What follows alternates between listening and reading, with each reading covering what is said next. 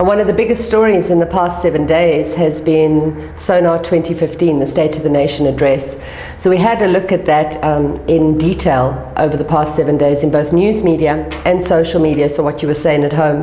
One of the most fascinating things to me was I was watching Sonar from home, and I had my television set on and I had my computer on the table, and I was watching the difference between what was being broadcast on air and what was being said on social networks.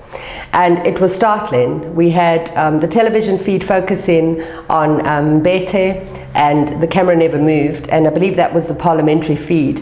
Whereas the people at home and the journalists at the Sonar event used social media to get across the true story of what was really going on in Parliament on that day.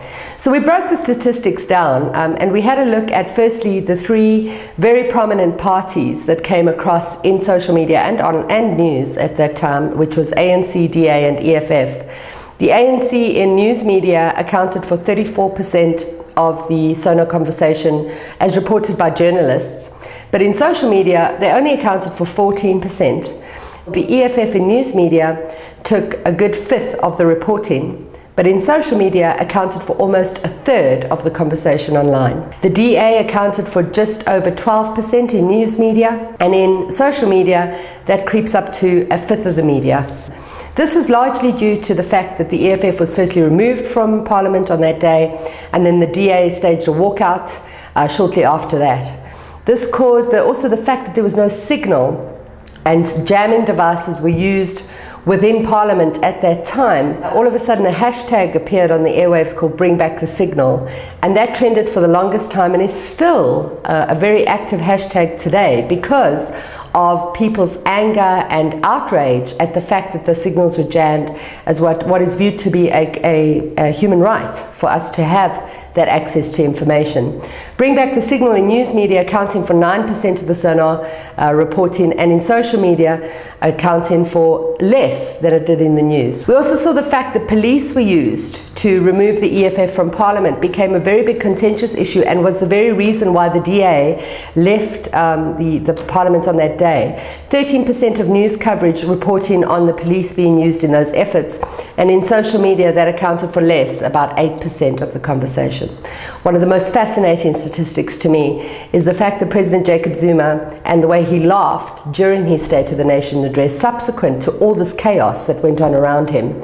In news media it accounted for just over 1%, so not a lot of news reporting about that issue, but in social media it came in at a whopping 8% of the conversation. And that's largely due to brand management. When you're in crisis, the best thing is to address the crisis. To pretend the crisis doesn't exist from a social media perspective certainly puts your brand in jeopardy. And we can see that come across really clearly on the charts. What is also fascinating is the representation of news versus social media on the night of the event.